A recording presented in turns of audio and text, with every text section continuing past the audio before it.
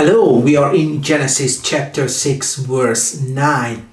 Now, last time we were talking about how the sin spread throughout the world, the wickedness of men was great, and how the Lord regretted creating humans and how much it grieved his heart. Now, verse 9 starts talking about the flood and Noah. These are the generations of Noah. Noah was a righteous man, blameless in his generation. Noah walked with God, and Noah had three sons, Shem, Ham, and Japheth.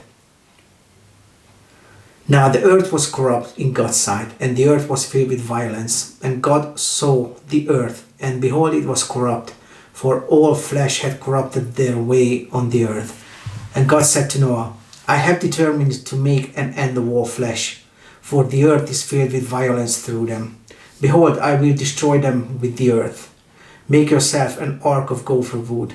Make rooms in the ark and cover it inside and out with pitch. This is how you are to make it. The length of the ark 300 cubits, its breadth 50 cubits, and its height 30 cubits. I read somewhere that it's actually, when it comes to water vessels, that's actually the golden ratio, the perfect ratio for a water vessel. There are other flood stories, there are other stories that talk about arcs, but the ratios are completely different. There is one, for example, that has the ratio making up a cube, which would be a horrible water vessel to have on water to be in. It's interesting that God says that all flesh corrupted their way on earth. It doesn't just say all people, but all flesh. That's an interesting way to put it. I wonder what's it got to do with animals and how they are corrupted. The other thing is, if you look at the ark, it had no rudder, which means that Noah had to be extremely faithful. He had to have a lot of faith in the Lord and a lot of trust to say that, okay, I'm going to make this vessel, this ark. I'm going to be in this ark, but there's not going to be any way for me to control its movement. I'm going to be dependent completely on the Lord. That takes a lot of faith and trust.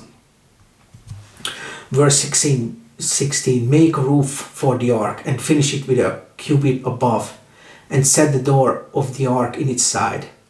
Make it with lower, second, and third decks. For behold, I will bring a flood of waters upon the earth to destroy all flesh, in which is the breath of life under heaven.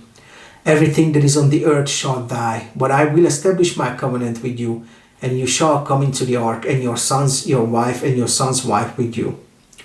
And of every living thing of all flesh, you shall bring two of every sort into the ark to keep them alive with you. They shall be male and female. Of the birds according to their kinds, and of the animals according to their kinds, of every creeping thing of the ground according to its kind, two of every sort shall come into you to keep them alive. Also take with you every sort of food that is eaten, and store it up. It shall serve as a food for you and for them. Noah did this. He did all that God commanded him. So Noah actually was saved by grace. He was righteous in his generation, yes, but at the same time, if you think about it, if you look at James is talking about if you keep all the law, that's when you're righteous. If you don't, you're not. So it was impossible for anyone to be completely righteous. But no one could ever hit God's standard except for Jesus Christ. So in that sense, no one was ever righteous. Yet, so we can infer that Noah was saved by the grace of God. And he also, if you think about it, it makes you wonder that he did have to react though, didn't he? Because I know, according to Reformed theology, there's this thing in Calvinism where grace is irresistible, so you cannot resist grace. But it makes you wonder. It sort of looks like God did call him. Noah did have his faith, but at the same time, it makes you wonder if he sort of did have a chance to say no or to disbelieve God, because otherwise, how makes you wonder though that you're trusting God if you don't have a chance but to come to God and to trust Him. How much of a trust is it if it's sort of you don't have a choice but trust in Him because He's the one who pulls you closer. Of course, there are different ways to look at it. It's just an interesting thought.